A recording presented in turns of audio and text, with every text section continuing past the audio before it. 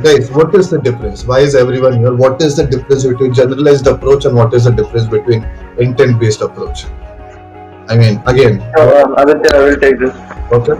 if you allow me. Yeah, Ronak, go So I ahead. think, by generalized approach, you mean that it's marketing without use of data and segmentation, right? So it's a, I think you mean it's spray or pray marketing, right? Which marketers call it, where you just put in budgets and without any data insights or without any targeting, you just run a campaign.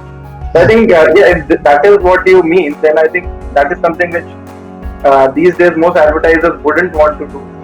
It's very say that there's a generalized marketing approach, but I see certain scenarios where this can happen, right? So while there are certain sufficient marketing dollars to spare, but every marketer is also driving product goals for the company, so they need to be very wary of the kind of users they are acquiring and the LTV of the users to justify the CAC or the customer acquisition cost.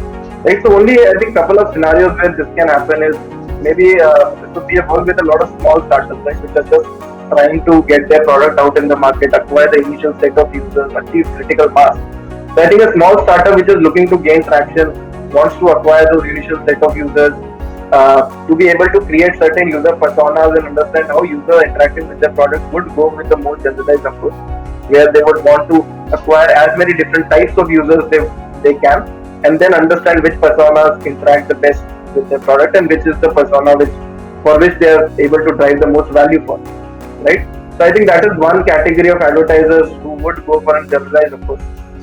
Another category would be a product or service which appeals to the masses, right? For example, there is shopping, e-commerce, or there are communication platforms, or there are social media platforms, right? So in e-commerce, everybody shops.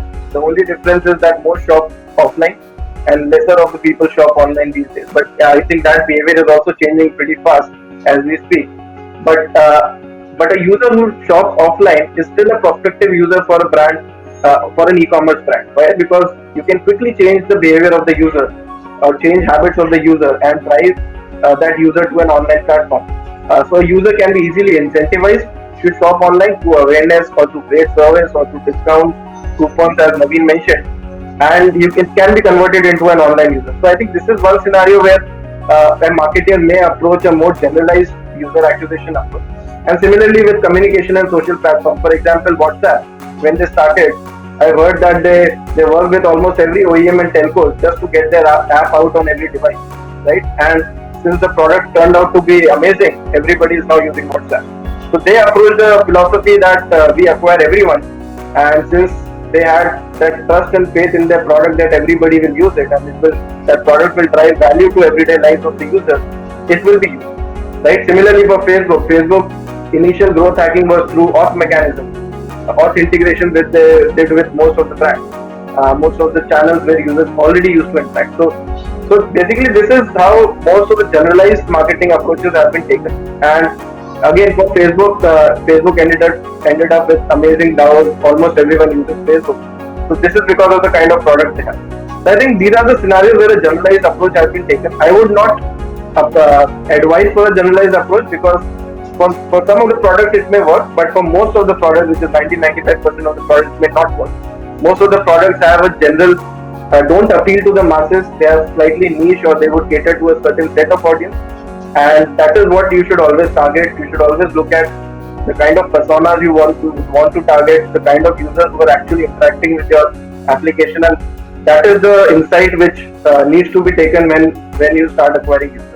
Right? And Guys, See, I think Ronak did speak a lot about it, right? Like, I think the generalized approach works in two situations.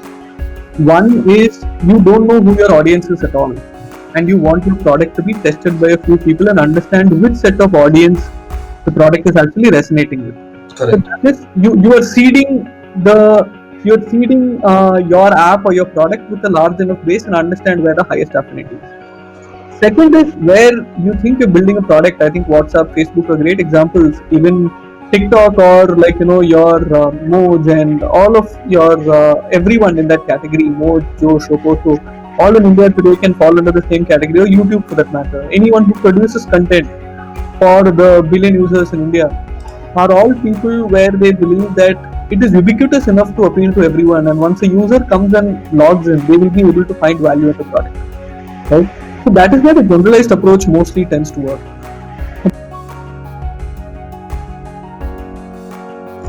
The excitement is in the tier 2, tier 3 cities is in the hyper local approach. So I need to acquire people who are there in that geography, or in that interest. Is that where you're taking us with the intent based approach now?